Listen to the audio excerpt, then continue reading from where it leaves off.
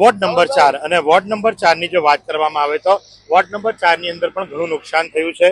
Hidayatnagar, Rangunnagar, royal English medium school એ વિસ્તારની અંદર આ દ્રશ્યો આપ જુઓ કે જ્યાં ન માત્ર નુકસાન થયું છે પણ આજે આપ એક જગ્યા જુઓ છો, આજે સ્થળ જુઓ છો એની દિવાલ પણ તૂટી જવા પામી છે। જ્યાં કમ્પાઉન્ડ વોલ જે ખરી સાઈડ પરની આ તમે જુઓ છો, જ્યાં બાળકો ઉભા છે, જ્યાં માણસો ઉભા છે, એ વોલ પણ જે ખરી એ તૂટી જવા પામી છે।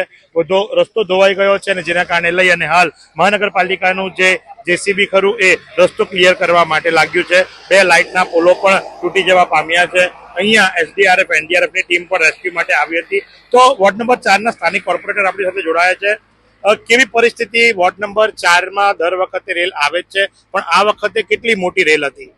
આ વખતે વધારે રેલ હતી અને ઘણું પાણી હતું, ઘણું નુકસાન થયું છે। એના માટે એસએમસી ની ટીમ આવી છે આપણી ત્યાં ને સાફ સફાઈનું કામ ચાલુ જ છે। આપણી ત્યાં ફૂડ પેકેટ બી ચાલુ છે, એનડીઆરએફ ની ટીમ બી આવી છે, સાફ સફાઈનું અભિયાન બી ચાલુ છે। અત્યારે સાફ સફાઈ ચાલુ જ છે।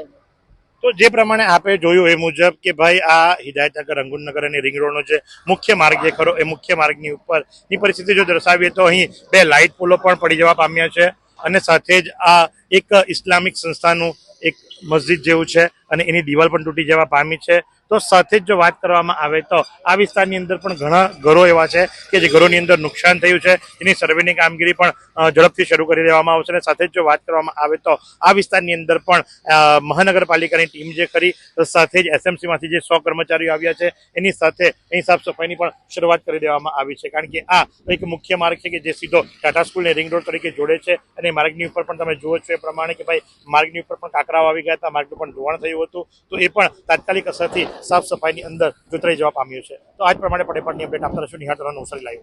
એવી કઈ હોસ્પિટલ છે જ્યાં કેન્સર માટે સર્જરીની સેવા હોય, કિમોથેરાપીની સારવાર હોય, રેડિયેશનની સારવાર હોય, પીટી સીટી સ્કેન હોય, કેન્સરની પેથોલોજી હોય, મેમોગ્રાફી હોય, એટલે કે બધું જ। હા, બધી જ સારવાર એક જ હોસ્પિટલમાં હોય, તે છે નવસારી નિરાલી કેન્સર હોસ્પિટલ।